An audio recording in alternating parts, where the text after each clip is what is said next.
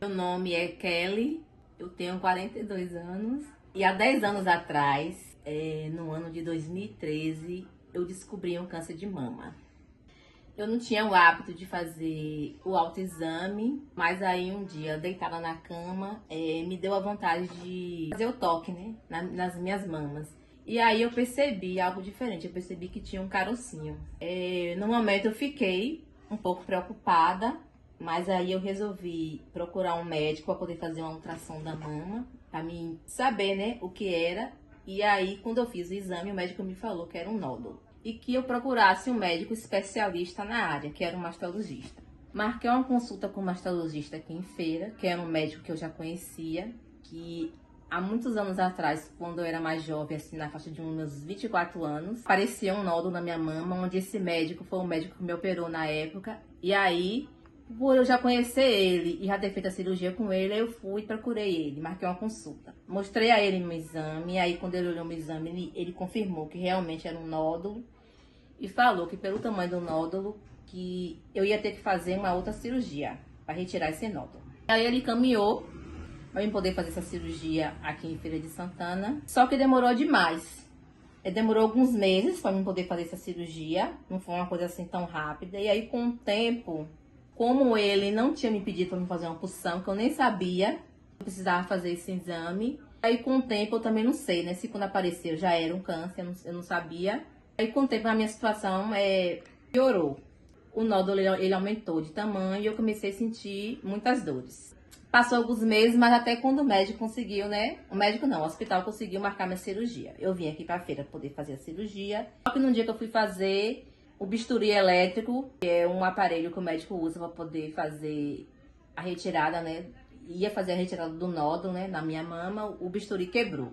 E aí o médico disse que não ia ter mais como fazer minha cirurgia e aí cancelou minha cirurgia e aí me encaminhou para um outro médico aqui em Feira de Santana.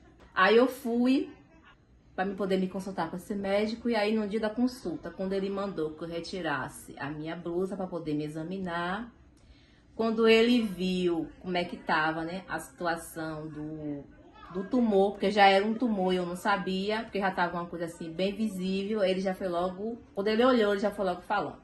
Eu estava com câncer de mama. E aí foi um dos piores, assim, momentos da minha vida, foi um momento bem difícil, porque eu não esperava, né, passar por uma situação dessa, nunca passava isso pela minha cabeça, né, que isso fosse acontecer comigo. E aí, ele ficou na dúvida se eu não retirar toda a minha mama. E aí foi quando passou 2 meses, foi quando conseguiu, né, marcar minha cirurgia no Hospital Dom Pedro. Aí eu fui também, antes de fazer a cirurgia, quando ele me falou que tinha que retirar a mama, eu não fiquei triste porque eu sabia que era preciso ser feito dessa forma, né?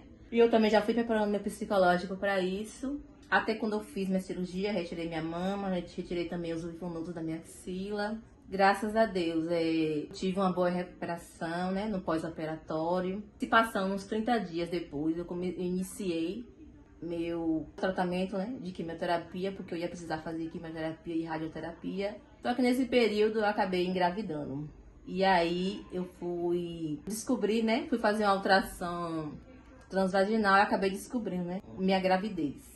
Só que no momento eu escondi isso, né, da minha mãe, da minha família, ninguém sabia. E aí no dia que eu fui iniciar a minha primeira sessão de quimioterapia, a minha médica, quando pegou meu exame, ela acabou descobrindo que eu estava grávida. Aí nisso, eu não pude iniciar a minha primeira sessão nesse dia, porque ela teve que mudar toda a minha medicação e também a quantidade, né, de sessões de quimioterapia que eu iria fazer, que eu ia fazer 12, só que por causa da gravidez eu acabei fazendo 6.